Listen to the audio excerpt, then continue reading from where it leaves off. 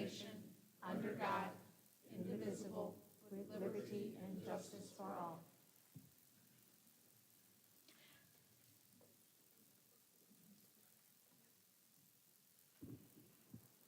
I'm glad many of you made it. It's a dreary night, but we'll warm you up. Item 3.03, it's time for our superintendent summary. Thank you, Dr. Towers. Welcome, everyone, tonight to our Board of Education meeting. We are glad you're joining either in person or online with us tonight. We are fully into the month of December. Can you believe that? I hope everyone had a wonderful Thanksgiving, and I wish everyone a happy holiday season. May the winter break and the new year bring you great joy, health, and happiness. I know our staff, our students are looking forward to a great 2-week break. As this school year progresses and we're in the middle of the winter season, I want to remind everyone that we are continuing our regular school health protocols. However, please be aware of the rise in respiratory viruses and the flu during the winter months. With that said, I want to stress to everyone that everybody, each individual, has the option of wearing a mask when they feel they need to. Practicing healthy hygiene protocols and staying home when sick will also help protect everyone. We're going to continue to move forward together, and I want to reiterate that everything we do is centered around keeping our learning environment safe and the continuity of that going strong. And then I just want to thank our board for their continued leadership in the area of keeping us healthy and safe with our protocols. Fall sports and activities season is complete, and we are into the winter season. I want to say congratulations to our St. Charles West football team for winning a district title. You can clap for that if you like. And then also, again, the St. Charles West cross-country team was our state champions. You can give them a hand as well.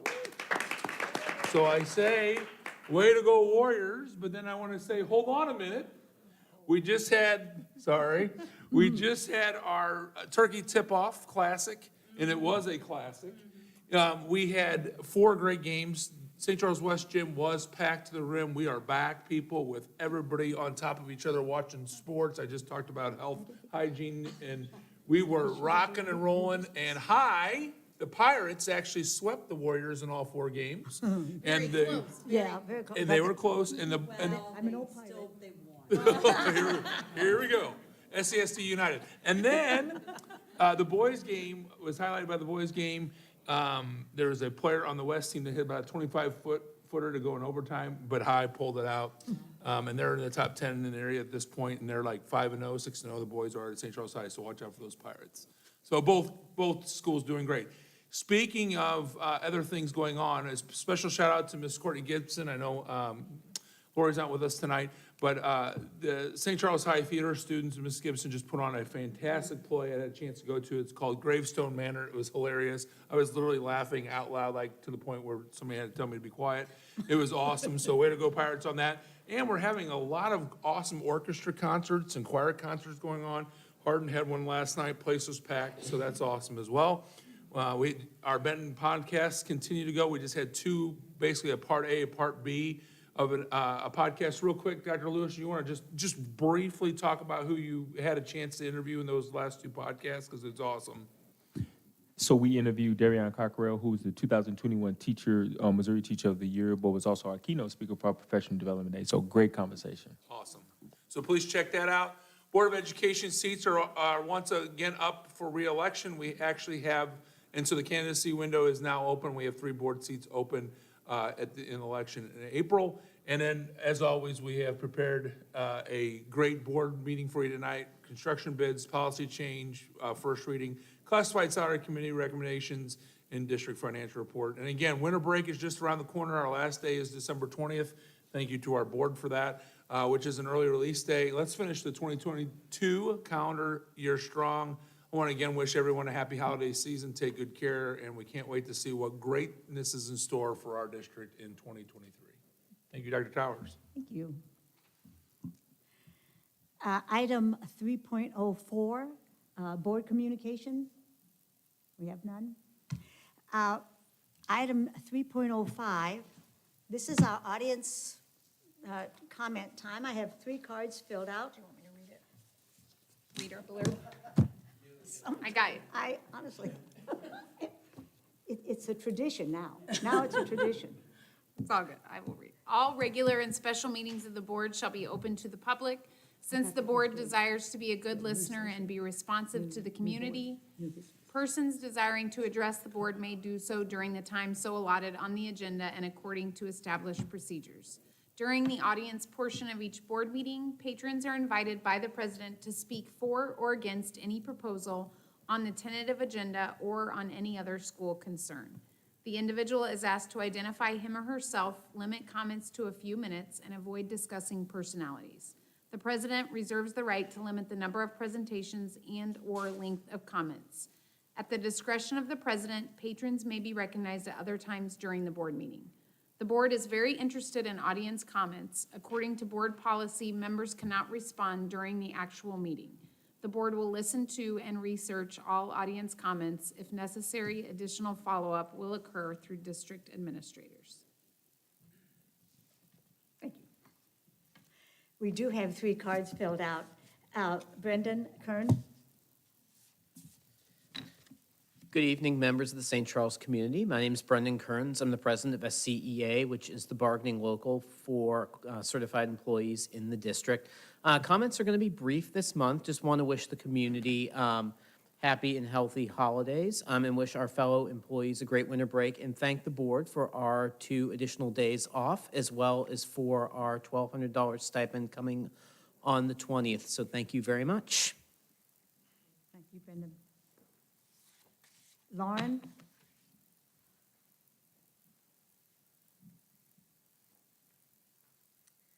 Good evening, I'm Lauren Mertz, and I'm the local MSTA president, and my words will be brief tonight also. Our members wanted to thank you for the extra 2 days of winter break, and a few of our members wanted to share with you how they are planning to use those days.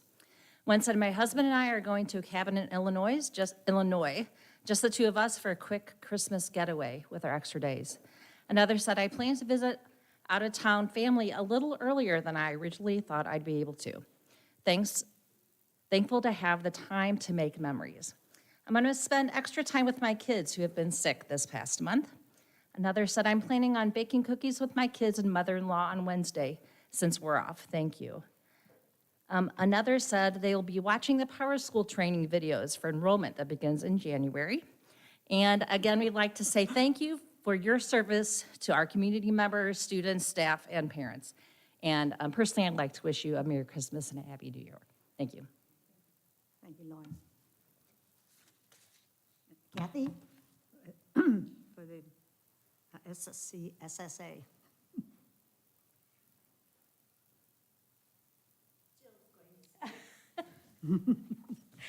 And I'm not sure if this is where we do our ratifying or we wait to do that. It will come up on our agenda. Okay, So we'll wait. okay, so we will just give you greetings from Sessa also. And thank you for the 2 days, because I know it is greatly appreciated from all of the support staff. So, and wish you all a very Merry Christmas and a Happy New Year also. Thank you. Thank you, Jill, Kathy, both. Item 3.06. Do I have a motion to amend or adopt the agenda?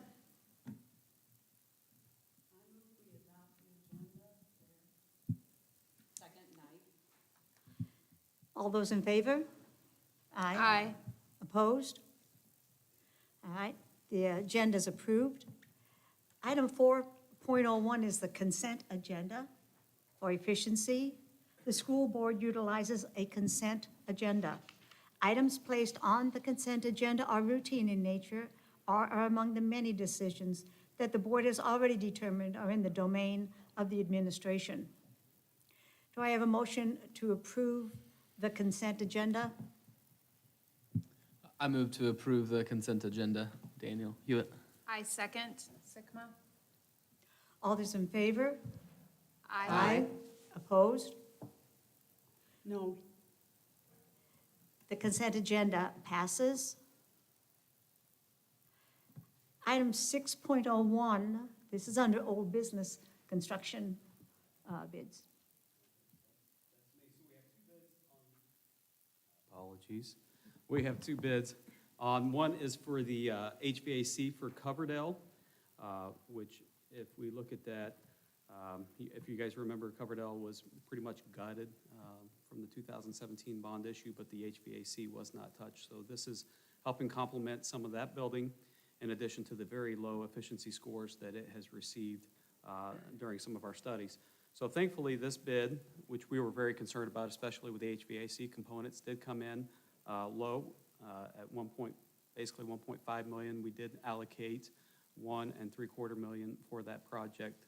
So we are sitting well in with that project alone. Anyone have any questions on that one before I move on? That one's the Icon one, right? So, That is the icon. so part of our board policy is to give preference to Missouri businesses. I think that's generally only if it's the same performance and same price. But in this one, we're going with Icon, who's got Illinois, right? But they were the lowest bidder, so we're not having any problems there. But do they have any St. Louis offices anyway that we know of, When I looked online, or Missouri? they do have an office in St. Louis. Okay. Okay, that's my only question for that one then. Thanks. And then we have Monroe Phase 2 is the next one that's up. And Monroe is a delicate bid. If you see, they're all very, very comparable as far as pricing goes. But it's coming in much higher than was anticipated. And I say much higher. We remember there were two phases for this project. We allocated $5,750,000 to this Phase 1 and Phase 2. It looks like we're probably projecting that to be completed with this bid, if this bid is approved, to be around $6.5 million. So there is a considerable cost difference to that. Is it concerning? Absolutely, and it certainly makes us prioritize projects within the bond issue. But we believe this is a project that we need to see through, since 3/4 of that instructional space was completed in Phase 1. We want to give the remaining part of the building the exact same look. So we believe that it is the best to move forward with this project, even though we are a bit over budget for what we projected. Who was it that did Phase 1? Wachter, and they're an Arnold business. Okay. The same ones. that we're Same talking one about, has too. the low bid on this. So for going for consistency, we're really having consistency on it. That's Correct, good. correct. Just kind of for own sanity stuff, when we're talking about, I realize when we're talking numbers here, what I'm bringing up is pennies, okay? I understand that, but I'm gonna ask anyway because I'm a hypocrite. We're talking about being significantly over budget on this, but we're adding in 2 alternates. Can you talk about the alternates and the importance of adding that in? I mean, again, that's significantly smaller than anything that we're talking about in this entire project, but I'm just curious. Windows, we believed in the multipurpose room are original to the building, and have not been touched, so we deal with leaking issues with those windows, in addition to the air that's obviously lost. So we believe it's most beneficial to, while we have that construction crew on site, it's more cost-effective to go ahead and address that issue now rather than to bring another construction crew back out. And then the second one, multi-purpose flooring and paint. Again, we're talking pennies, but the purpose is to give it the exact same look as the remaining part of the building that has been renovated in Phase 1 and Phase 2.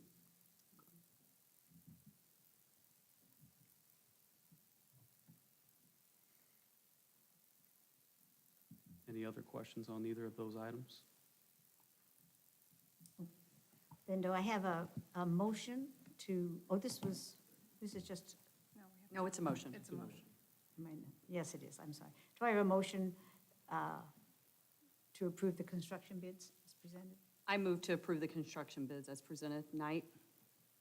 I second, Sigma. All those in favor? Aye. Opposed? All right, the construction bids pass.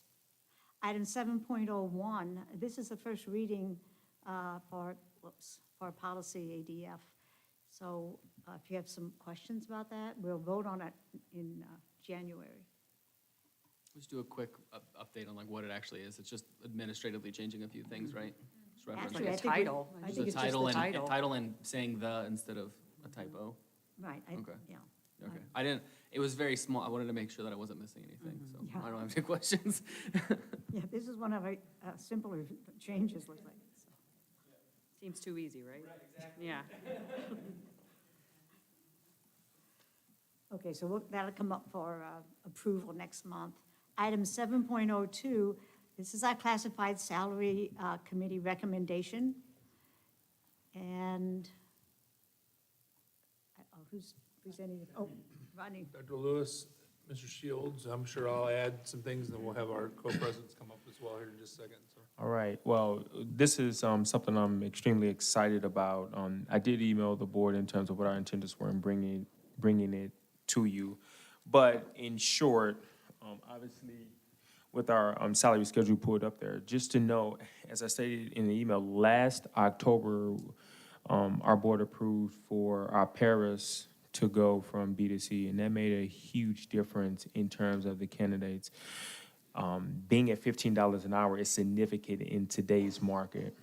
And then in August of this year, you were approved for bus drivers to get the $2 increase. And again, I and Jeremy can speak to the impact it's had on bus drivers, but I believe just with Cindy's latest email, we're at 45. Is that accurate? We're at 45 drivers. Now, you juxtapose that with where we were in August, significant, right? And so we are in what I would like to think is more like a 3-tier phase when it comes to custodians. We have struggled immensely with not only hiring custodians starting at $13.58, but more so with the 15-cent shift differential and starting a night custodian or a high school custodian rather, it's made it very challenging. So much so that we've had a few custodians that are at the high school move to either the middle, intermediate, or elementary positions just because you don't have to do as much.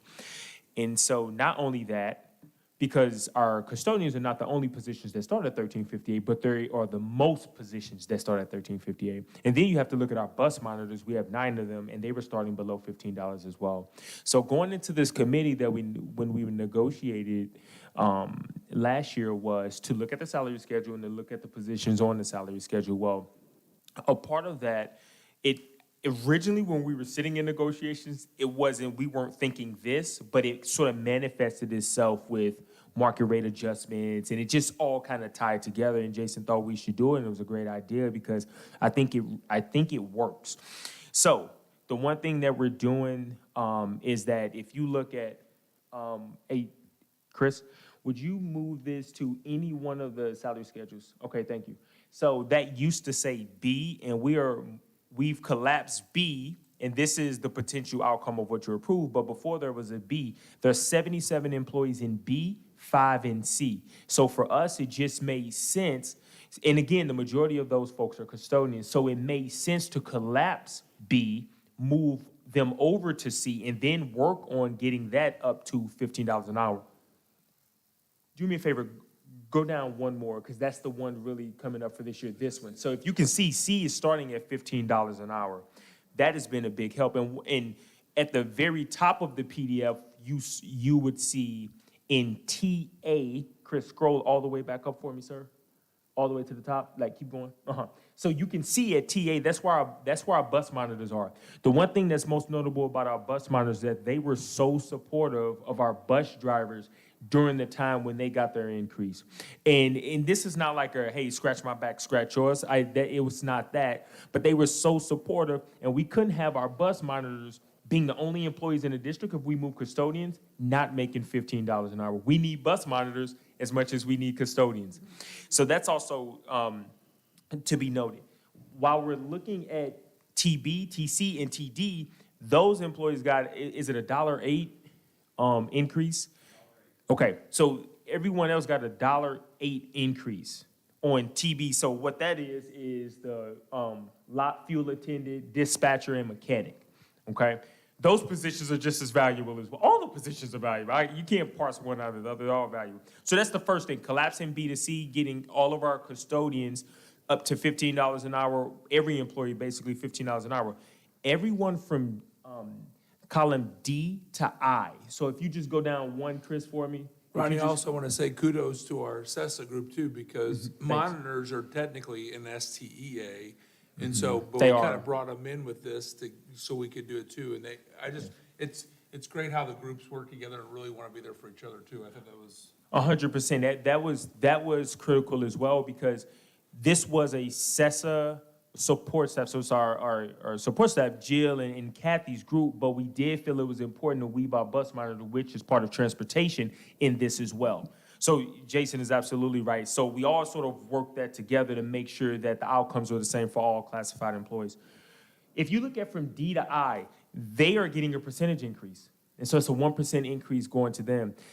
It's interesting because we didn't feel like we could come out of this just saying, we're gonna move from B to C, move all of our bus monitors to $15 an hour and be done. We felt like every classified employee, it could have been 0.5%, it could have been 0.25%. We were able to do 1%, but everyone should walk away with something, okay, for all of our classified staff. So that's number one. Number two is, and we talked about the custodians. The custodian shift differential. All night custodians currently make 15 cents as a shift differential for working nights. We felt like it was important, one, to look at the shift differential, but primarily for our high school. So what we decided was we would double the shift diff K through 8 at 30 cents, but high school we would go up to $1. We don't want our night custodians fleeing from the high schools because it's so important with the amount of activity that's taking place at Western High. We need them, and we want to attract new talent, but we also want to retain the talent. And then last but not least, I just talked about from DI. And that's where our open positions are. Correct. The nighttime, and so we had to put some money in there so that is more of attractive. Because again, those high school custodians, all of our custodians work their tails off. But you're talking about all the activities at the high school level. Sorry, I just want to add that. Thank you. And then lastly, I jumped at it on my first point, but the last point really was from D to I, 1% increase for everyone, for everyone else. I'll let Jeremy talk about the financials, the way that it will impact the district. But we also have a plan working with Jeremy in the business office in terms of what it will look like if you approve, what it looks like on the rollout. So the way it'll work is that on January 5th, everyone will be paid the same. On January 20th, our classified staff will feel the increase. On February 5th, they will also have the increase, but back pay them for January 5th up until the 20th, because you remember we paid 2 times a month. So the time that the increase was not given between the 5th and the 20th will go on February 5th. So what we've really tried to do is make sure we have all our ducks in a row, make it as seamless as possible for everyone involved. And thank you, Donna, as I said in the email. Thank you for being there. It was great. Jason and Jeremy were instrumental. And obviously, Jill was so excited doing audience comments. She was ready to talk about it right away. She was ready to go. So that's how excited she is. He said, there you go. Jeremy, why don't you talk about the financial impact?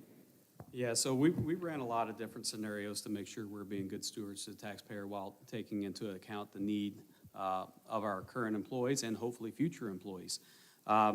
So really the number that I really wanted to dig into was for the 23-24 school year, what did we budget and what does that do for 23-24? Because we know currently if we do approve this, it's going to be half a year and it's not going to devastate our budget to the impact that some might think. But for the 23-24 school year, if we approve this, it would be about a $294,000 hit based on what we budgeted for. When you include the 15 to 30 cent increase for our custodians or the dollar increase, not the dollar, but the 85-cent increase for our nighttime custodians, that pushes that number to about $324,000. So that is the difference in our budget for 23-24 if this is approved. I know the question then becomes is how does that look? Are we comfortable with that? And we are comfortable with that. We're comfortable with that moving forward. And I say that because we do know, and I'll talk about this on the financial section, what the personal property tax rate was. It was a little bit of a surprise for probably all of us sitting in here, but the district does benefit from that. And we are taking some of the cost and some of the money from that into consideration, in addition to some of the other funds that the state has provided back in August before the budget was set, or after the budget was set.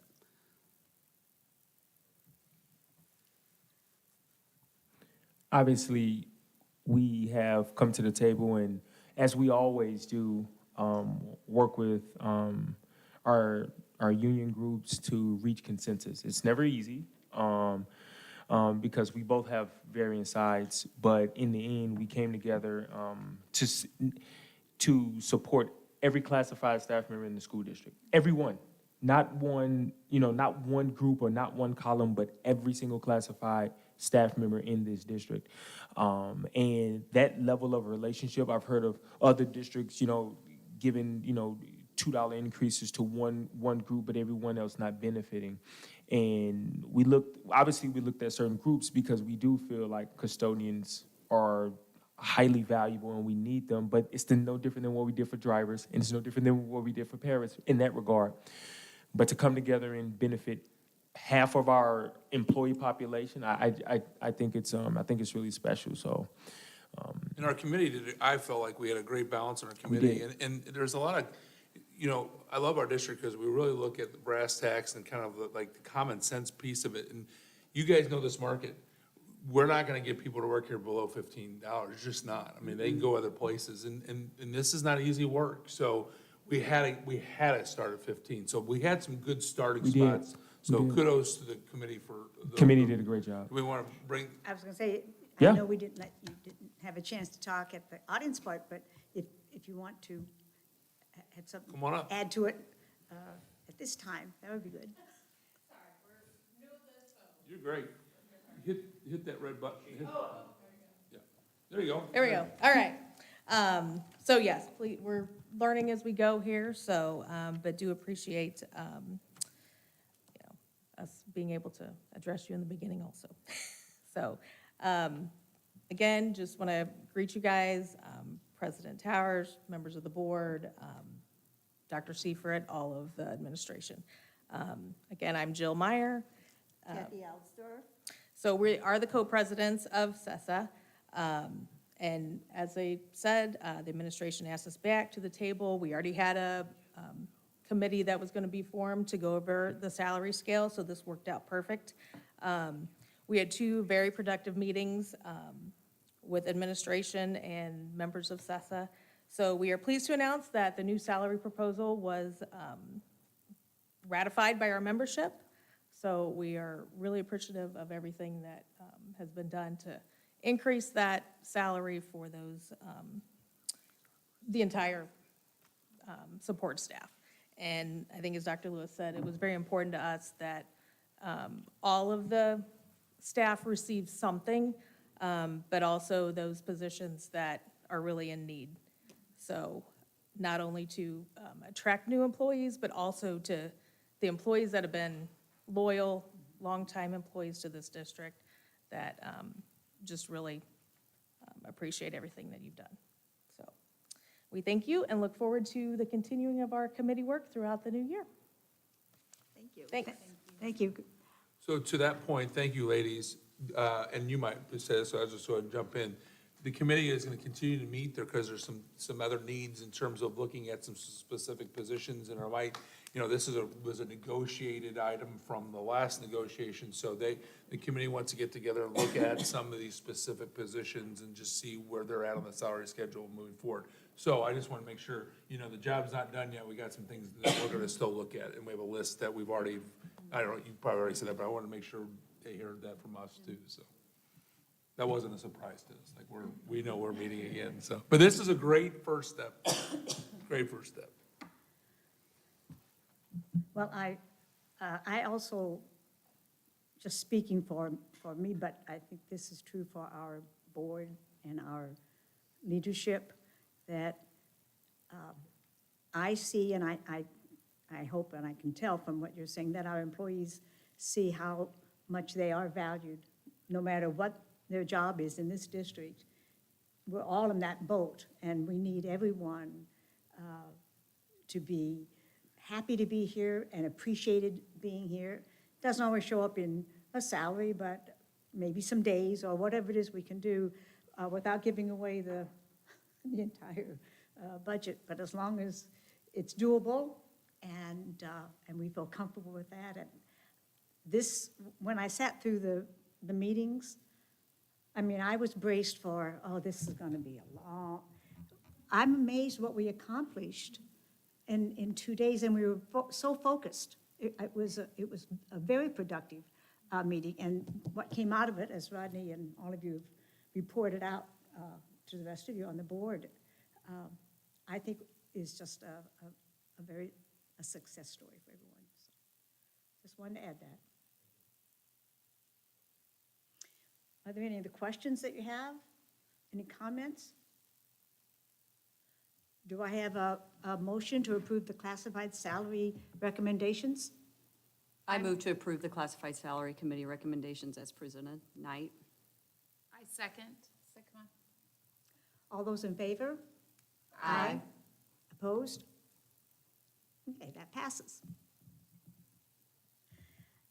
Item 8.01. All right. Can I say that, can I say this real quick too, just so you all know, Dr. Lewis will be getting an email out to all staff so they know.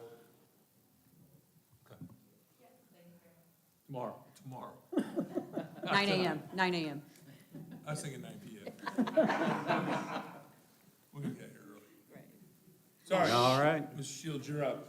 Yeah, so if you look at the first page of the financial report, actually the second one, you'll see that we're following, going into December, we're sitting around 7.5 million in our Fund 1, which is the most important fund for us to be focusing on.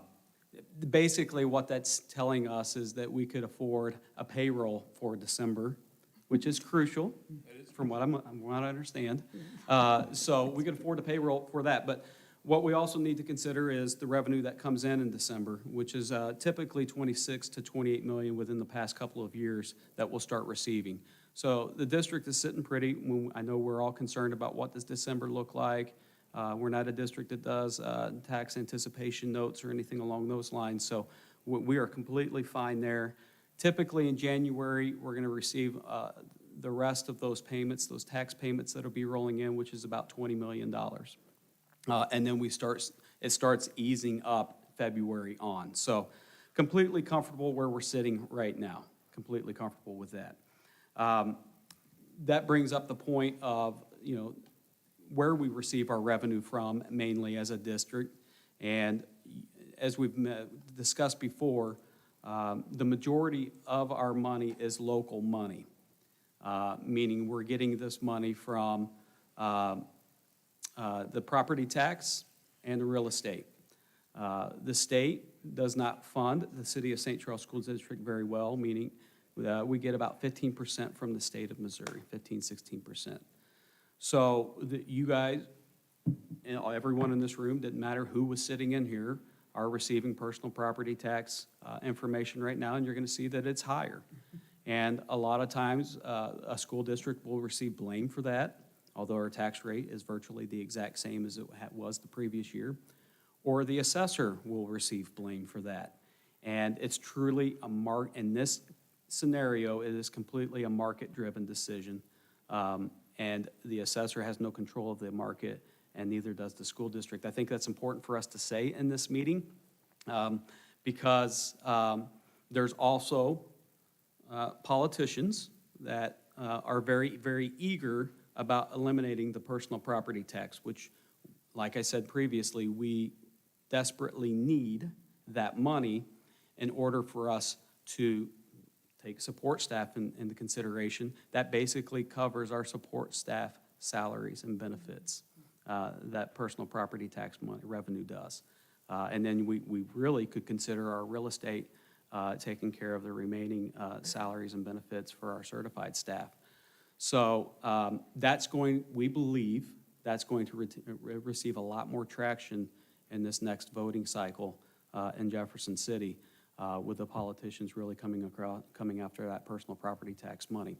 And I think all of us would also probably agree that it's fantastic to eliminate the personal property tax as long as there is a plan to replace that revenue with the state. I think we could all agree to that.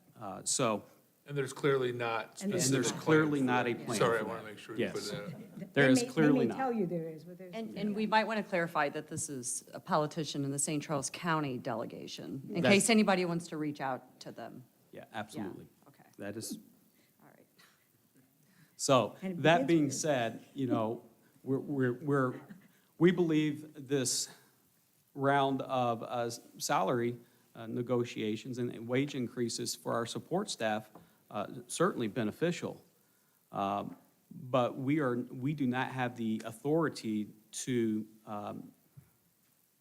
charge to keep up with a market that is rapidly growing out of control. So I think it's important right now for us to consider that and to at least be involved as much as we're able to be involved politically, however you believe, to make sure that public education is protected to the best of our abilities. And to that point, just so everybody knows, that the district is part of a leadership council in the St. Charles County area with the other school districts, ambulance district, you name it, fire district, that would be, excuse me. Library. We are part of a group for the second year that will be having conversations and having a joint effort to make sure that our personal property tax stays the way it is. So outside of that, we do have our benefits that are starting January 1st for all new employees. One of the reasons we had to structure the payment for the wage changes for our support staff is because they have a lot on their plate right now between regular payroll, the stipends, W-2s coming out, the benefit changes, plus redoing the entire payroll for about 350 employees is considerable. And they're camped out in the archive room. Yeah. And Because we have a little bit of a leak. they're included. They're doing a really nice job of being kind to each other and getting a lot of work done in very, very close quarters for the last couple of months. So outside of that, just for the board's sake, you'll see some approvals coming forth in the next couple of months, or some, not approvals, but some construction bids for Lincoln HVAC, for Lincoln renovation. So both of those should be coming up. We're hoping in February, but that's if it all goes as planned. And also, Knoll Elementary will have some major additions added onto that building, including a FEMA shelter. So we're excited about that prospect as they're completing the design phase to get into the bid phase. So just know that you'll probably see those in January and/or February. That's what our plan is for each one of those.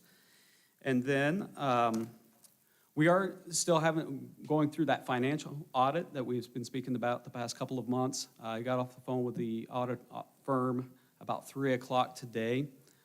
They are hoping to have a draft for us before winter break. That is what I was told.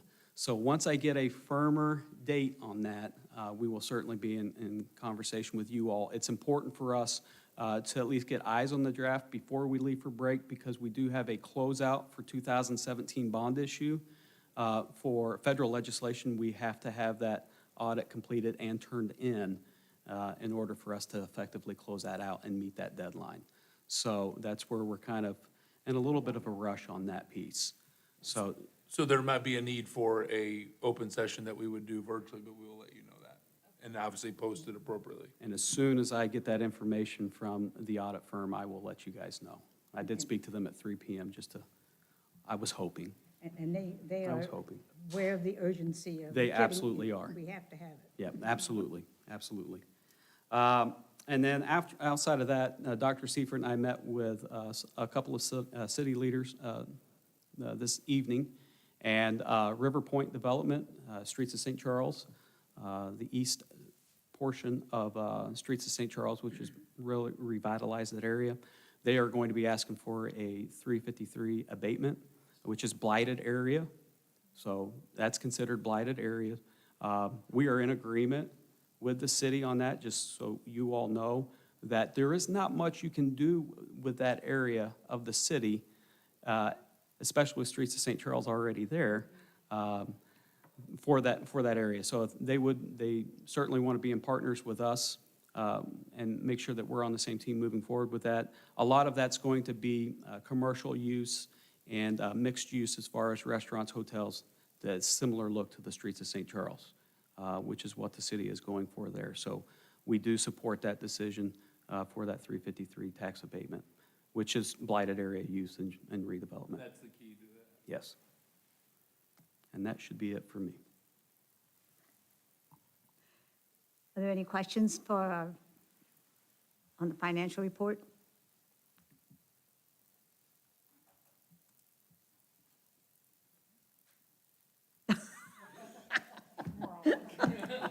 Are you waiting for a motion? No, Question. well, I'm writing notes, I'm gonna look up and she's staring at me. No, I move to approve the financial report as presented. Do it. I second. Aye. all right, so we have a motion. Did I hear a second? Yes, second. Okay. Nine. All those in favor? Aye. Opposed? The financial report has been accepted, and now it's, do I have a motion for adjournment? I move to adjourn. I second Night. Sigma. All those in favor? Aye. Opposed? We're adjourned. This is a record. This has- Thank you, everybody.